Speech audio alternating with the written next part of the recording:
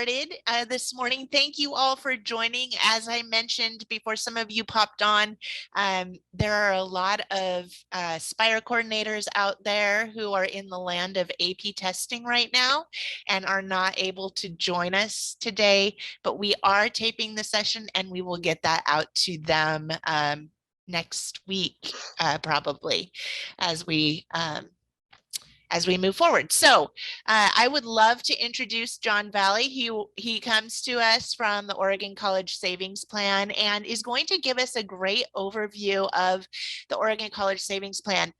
For middle school coordinators who are joining us, this is great information to share with your parents and students. The earlier that people start saving, the better.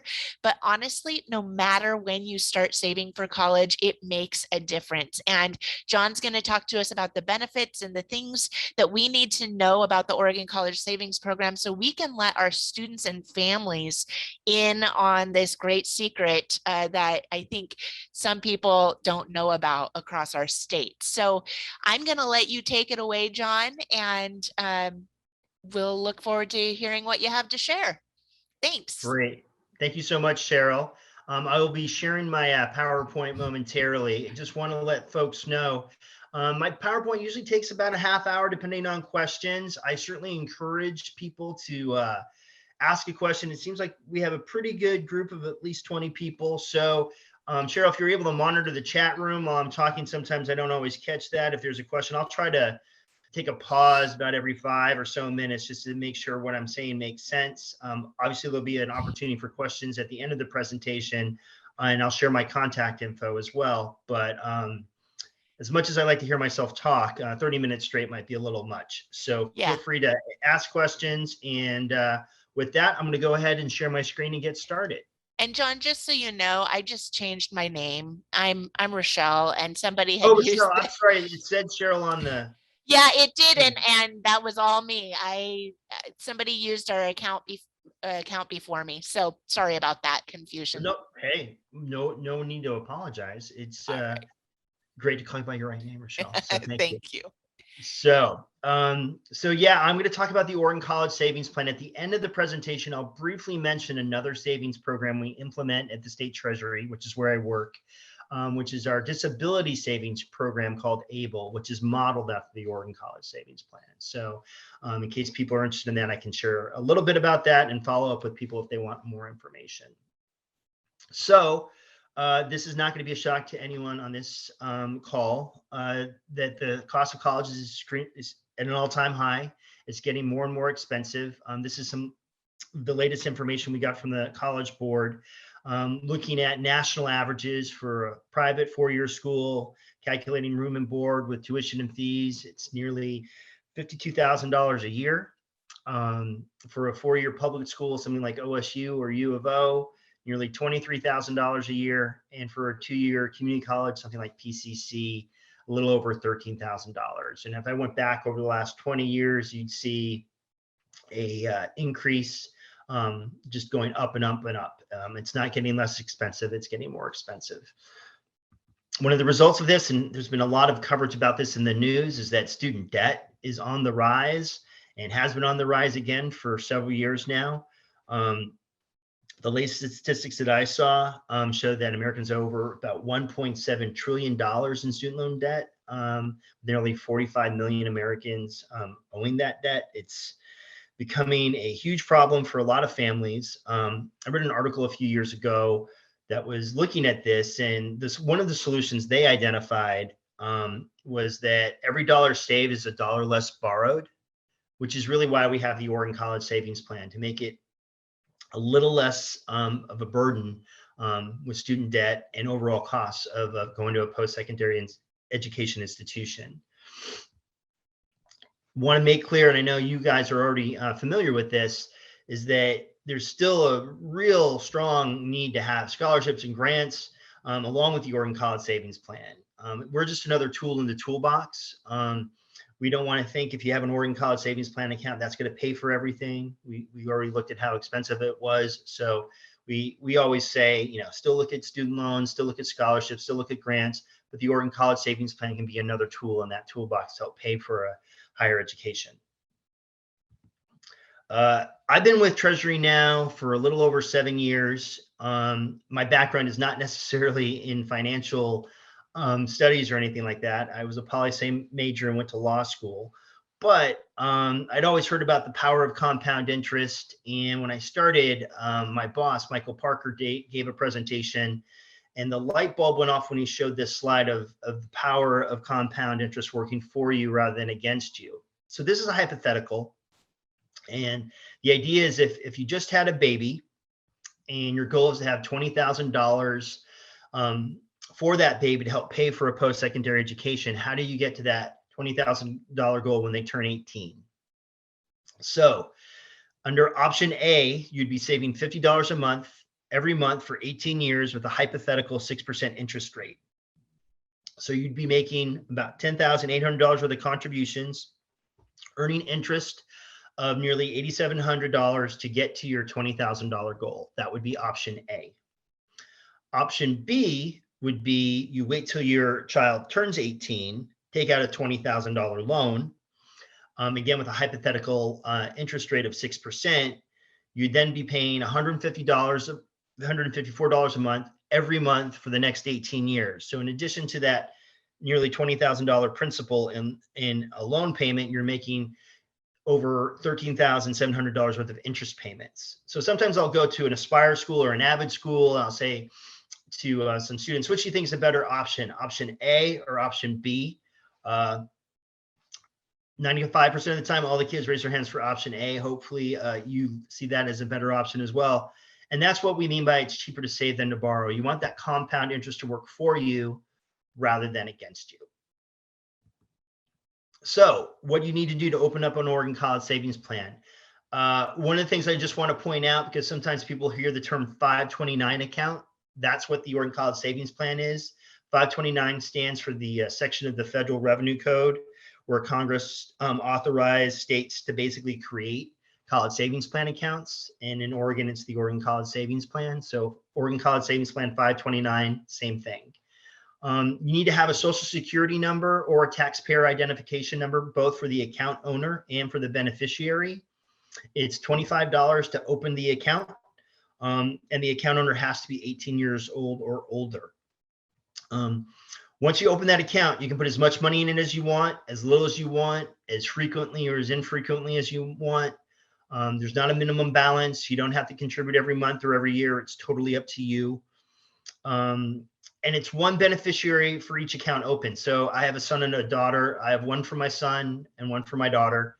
Other people are able to contribute to the account, which is nice. We actually have an e-gift feature. So if you have a birthday or a holiday coming up and you're not wanting to have any more stuffed animals or Legos cluttering up your hallway, you can have an email go out to friends and family and they can contribute to your college savings plan account as well. So I've thrown out a lot of information. I'm going to take a little break, as I said, just to see if there are any questions or anything I've said so far needs clarification or anything like that. So I have a question. It's if you save for all of these years and then your child gets scholarships or something and then the money is not used, what is the penalty for withdrawing the money and not using it for education? It's a great question. It's the number one question I get. I'm going to talk about some of the tax benefits, and then I'm going to answer that question. If you can just hold that for like 2 minutes. It's the number one question I get. It's a really good one. I had a question about you said that you needed to have a social security number or a taxpayer ID number.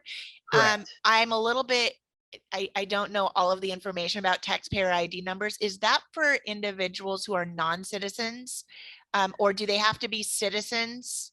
Because I know there are some people who work in the state that don't have a social security number, but they do have a taxpayer ID number. Yes. And that's what you have to have, one or the other. If you don't have either of those, there are other people who don't have either, who potentially live in the state and they cannot open an account. That's federal law. Undocumented and DACA type students could open the account if they have a taxpayer ID number. If they have a taxpayer, but you have to have that not just for the account owner, but for the beneficiary. Okay. Oh, okay, for both. All right. For both. Thank you. For both. That's a great Really good clarification. question. Yeah. And that does come up. Any other questions about that? And I will definitely get to, what happens if for whatever reason the money in the account isn't needed in a minute. Okay, I'm going to move on to the next slide then. What can it be used for?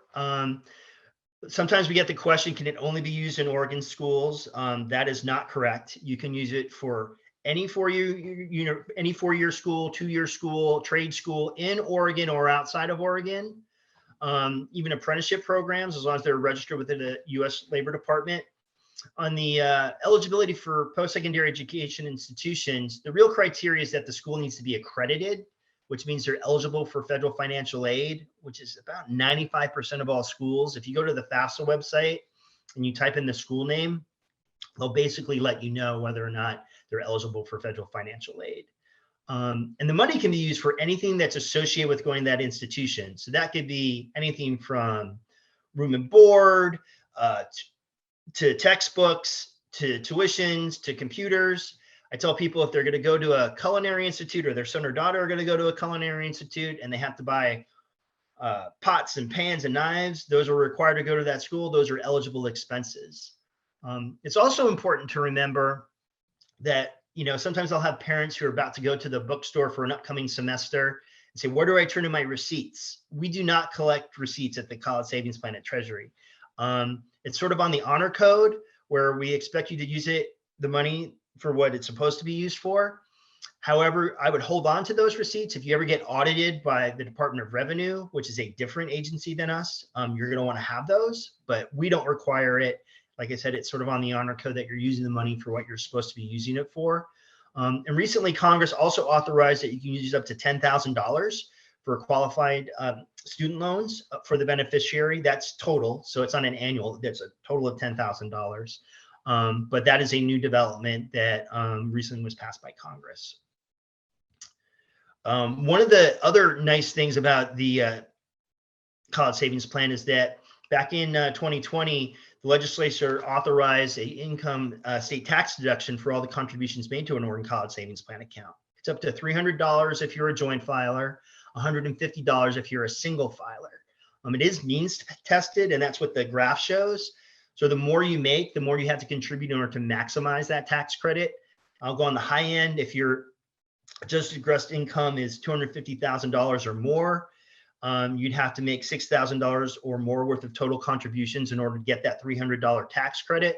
However, if you're a joint filer and your joint income is $30,000 or less, it's a dollar for dollar match, $300 contributions, $300 state income tax credit. And you can see sort of the range in between.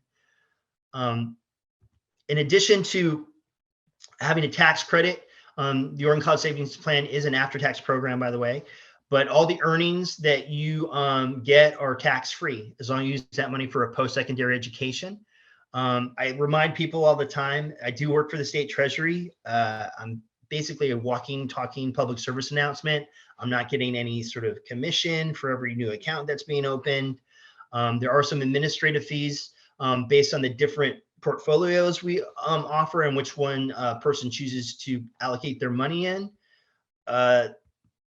There's 15 different investment options, which can be a little overwhelming at times. So we actually do have a link on our website where people can take a little risk tolerance quiz to let them know if they're more comfortable as a conservative investor or a more aggressive investor.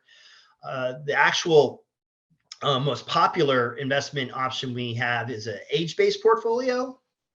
So we call it sort of the glide path, and it's sort of based on the traditional retirement thinking, where you have a more aggressive investment strategy when you're younger for retirement, but as you get closer to retirement age, be a little more conservative so the money will be there. This portfolio is based on that idea in the sense that the plan will automatically adjust your investment strategy based on the age of the beneficiary. So when they're 2, 3, 4 years old, it's a much more aggressive investment strategy, but as they get older, we'll make the investment allocation a little more conservative. So when they get closer to graduating from high school, the money has less risk associated with it. when they're more likely to use it for a post-secondary education expense. And that's only the most popular one in Oregon. Every state that offers an age-based portfolio, that's always the most popular one. The nice thing is you don't have to put them all in one. As I said, we have 15 different portfolios.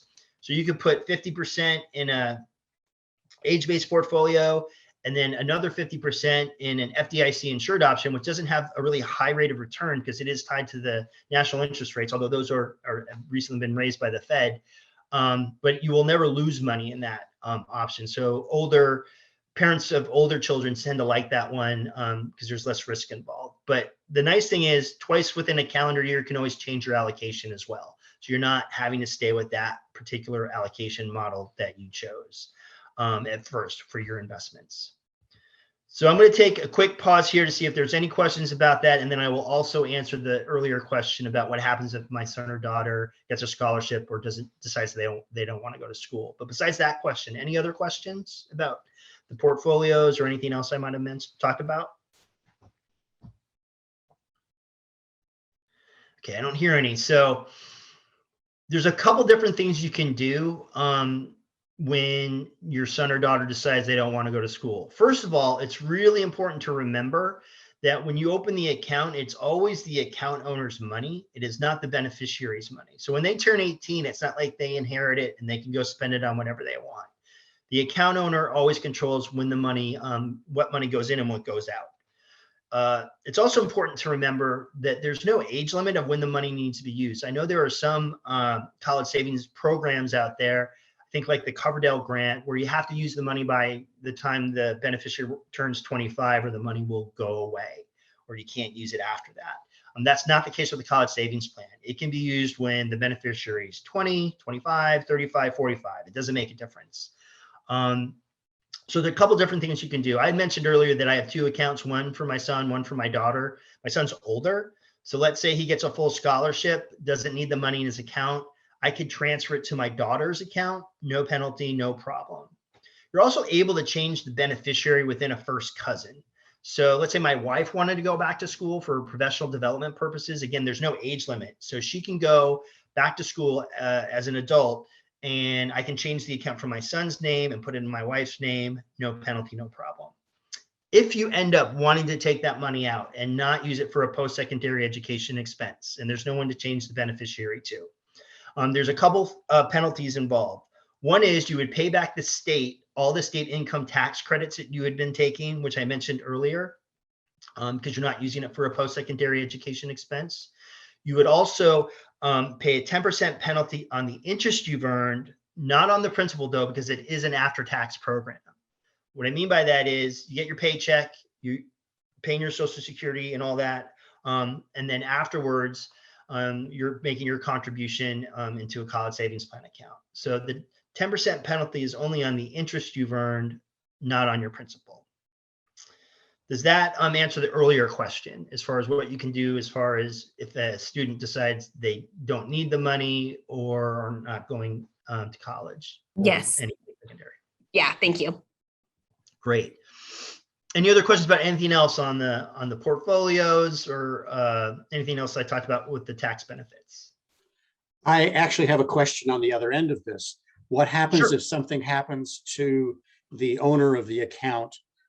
Since apparently the owner is the one that designates the usage. Correct.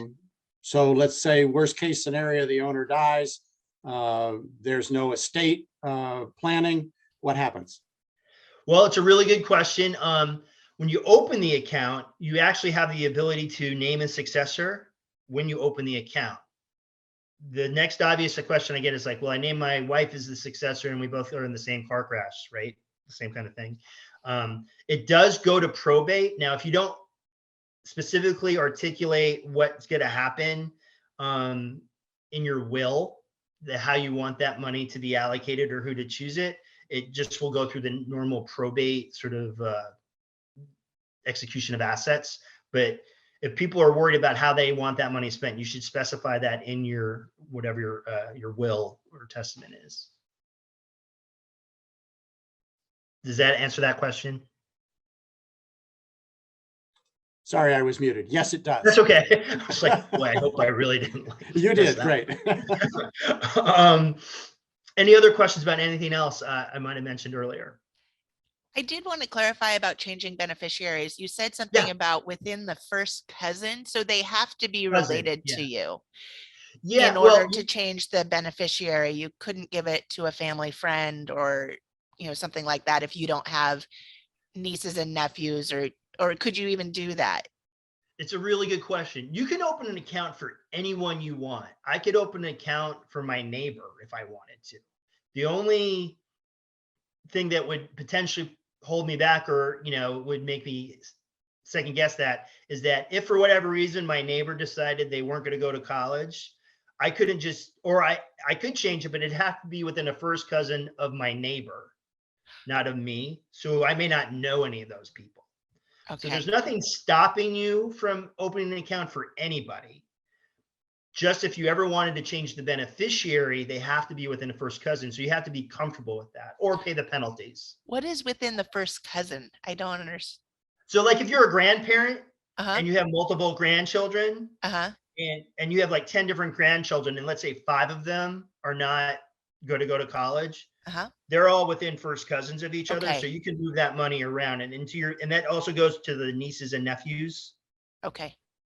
I believe I have my family lineage okay on that. Now, if we start getting first cousins twice removed, I'm going to be in big trouble. But I think it's Okay. basically within that sort of nuclear family, brothers, sisters, and their kids / grandkids. It's sort of that world we're talking about. Okay. Great. That clarifies it. But it doesn't stop you from opening an account for anybody. It just makes it a little more challenging if you wanted to change the beneficiary. Good question, though. Anything else? And I have a few more slides, so. Okay, hearing none, I'm going to move on to the next. I've talked a lot about the financial benefits, and especially with you all as Aspire coordinators. And thank you for all the work you're doing within the schools. Certainly appreciate the amount of energy and fortitude it gets to get families start planning for post-secondary. And hopefully this will be useful information. But thank you for all the work you're doing. There's been a lot of research on the academic impacts of having a college savings plan account on students and what it does or doesn't do. I'm going to point out the second bullet point, which I think really resonates with me, and I think others when they hear it, is that if you've had $500 or less in a college savings plan account for low to moderate income children, families, they're 3 times more likely to go to college and 4.5 times more likely to graduate. And that's not $500 a year. That's $500 or less total. What the research is showing is that, and this goes back to what was said earlier about even middle school students, if a child knows that a family member or someone in their life is putting aside money to help them prepare to do something after they graduate high school, it changes the mindset of the child. They're more likely to create a goal, internal goal or objective about doing something after high school, especially college. So it has a profound academic impact on the mindset of the student, which is great. And I just want to emphasize that when you talk to families, that it's not just the financial benefits, there's an academic benefit as well. To help families start saving sooner, we have 2 sort of incentive programs, Baby Grad and Kindergrad. We want people to take advantage of that compound interest, get the biggest bang for their buck as soon as possible. So with Baby Grad, if you've had a baby within the last 12 months, or if you know anyone who's had a baby within the last 12 months, you open an account with $25, we'll match it with $25 from the program. The same thing with Kindergrad. If you have a kindergartner and open it with $25, we'll match it with $25 from the program. So we tried to incentivize younger families to start early as possible. It's never too late, but it's never too early is what we like to say. So that's Baby Grad and Kindergrad. I also have, for all the stuff I'm talking about, we have informational flyers, PDFs of both Baby Grad and Kindergrad, and obviously the Oregon College Savings Plan. We have brochures that I can send to all your schools if there's interest, and I'll share my contact information at the end. We also just wrapped up the second year of our Diversity and Leadership Scholarship Program. I don't know if you had heard about this. We had over 60 applicants who had turned in their applications earlier this spring at the end of March, where we partner with the Oregon Community Foundation. The scholarships up to $25,000 for underrepresented high school graduates who are pursuing higher education in the state of Oregon. So this is Oregon specific. And each year we announce two winners. We'll be announcing those pretty soon, actually, I think later this month. Well, they get $10,000 for their freshman year and then $5,000 for the next 3 years of their enrollment at their school. So that's really exciting, and we can share that information again for the upcoming school year, which will open again on November 1st. We also have a great partnership with Bottle Drop, where I first became familiar with Bottle Drop was through my elementary school's PTA, where we would gather cans and bottles, and those deposit would help pay for or fund our local school PTA. Now you can tie your sort of Bottle Drop account to your Oregon College Savings Plan account. We did this, started back in November of 2019. A lot of families have taken advantage of this. They get their kids involved in helping save by, collecting cans. So it's really cool. You can figure out how much you want to put in. There's not a designated amount, but something to look into and kind of a fun activity for the family if interested. Oh, and that's the last slide about the ABLE program. So with that, I'm going to take another pause. If there's any questions about Bottle Drop, the incentives, Grad, Baby Grad, or anything else I might have said earlier that you've been kind of pondering on that you'd like me to clarify or talk about, just let me know. Hey, John, you know me, I nerd out on the Bottle Drop. So Yeah. I just have to share my experience. So my kid is now going to law school, and I started a college savings plan for him back when he was about 3. And totally what John is saying, the money was there and my kid was like, oh, I guess I'm going to college, which I think he probably would have anyway. But since then, my parents and I have been putting all of our bottles and cans and that funding. And Rochelle's right, it adds up quickly. So he loves to go into the account now, see how much money he has, because law school is going to be kind of expensive. So his is now working for graduate school. And then I also had one for my graduate program and had my own savings account, which obviously had some great benefits there as well. So this is a great opportunity for your families, your students. And we would love to get more of our students involved in having a savings plan. Thank you for the pitch, Lori. Any other questions about anything else I might have said about the college savings plan? The other thing that I think it's important to note and just follow off of what Lori says is it's never too late. I think a lot of families think, oh, we didn't start when they were kinders or babies, or so it's not really worth it. But the incentives that the Oregon College Savings Plan gives, and the flexibility of how the Bottle Drop is a great example. You can start saving and it's not even really affecting how you live. And it adds up really quickly. And then that money is there for your students to use. And I think at a high school level, a lot of families feel overwhelmed, and it's we haven't saved enough. And so they almost dismiss it. And for Aspire coordinators to really encourage families that it's never too late, that is something that I think is important to get out there and point out. Totally agree. It's one of those things that I think people feel like, oh, I should have done this 5 years ago and it's too late now and it can't make a difference. It certainly can. If nothing else, taking advantage of that state tax credit to help pay for books and things like that. Every little bit helps, with the costs getting just more and more expensive. So I appreciate the feedback and the comments. One last thing before I sign off, I wanted to just briefly share some information about our disability savings program called ABLE.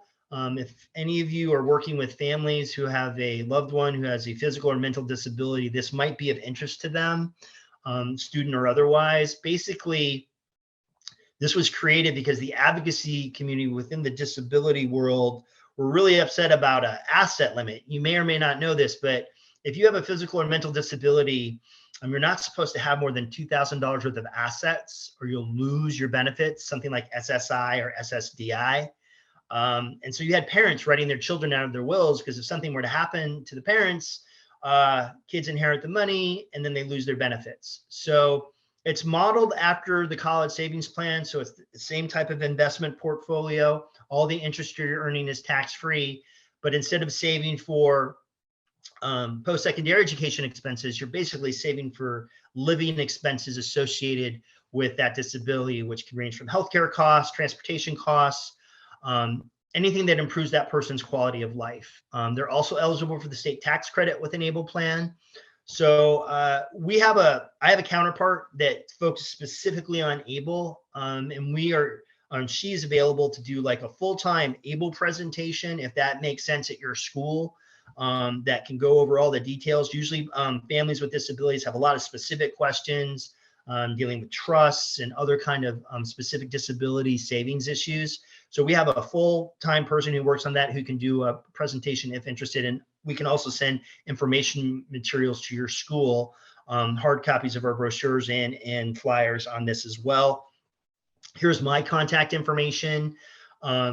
We have a 1-800 number, a customer service line. Technically, it's a 1-866 number. I would say 1-800. Just grew up in the 80s and sort of ingrained. But we have people who can answer the phone that are translators in Spanish. So if you have Spanish speakers at your school, and they can call the customer service line and get some help through there. Again, there's my contact information. I can leave that up. But other than that, I just want to thank everyone for the opportunity.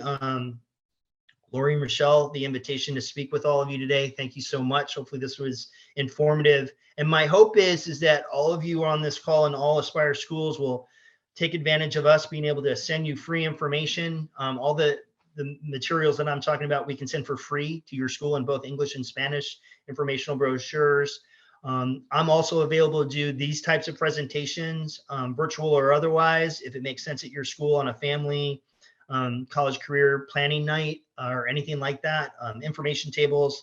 I just want to be a resource to you all as you're trying to help families plan for their kids and their lives after they graduate from high school. So thank you all so much. Again, let me know if there's any other questions, but other than that, I am done.